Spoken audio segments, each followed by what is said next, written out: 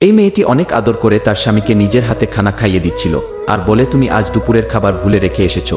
তা দেখে ম্যানেজার তার স্ত্রীর কথা মনে করে সকালে তার স্ত্রীকে যখন নাস্তা বানাতে বলে তখন স্ত্রী বলে তোমার মাথা খারাপ নাকি, আমি নিজেই খানা অর্ডার করার কথা ভাবছি, তুমি যাও ঘুমাতে দাও। সে বলে তুমি কি চাও আমি সারাদিন না খেয়ে থাকি? স্ত্রী বলে খানা খাও আর না খাও তাতে আমার কি। ছেলেটি তখন মন খারাপ করে অফিসে চলে যায়। যখন গার্ডের স্ত্রী নিজের হাতে স্বামীকে খাইয়ে দিচ্ছিল তখন গার্ডের নজর ম্যানেজারের দিকে পড়ে। তখন বলে স্যার আসুন নাস্তা করুন। ইশারা করে জিজ্ঞাসা করে সে কে? গার্ড বলে এটা আমার স্ত্রী। ম্যানেজার বলে আমি বাইরে থেকে খেয়ে নিয়েছি।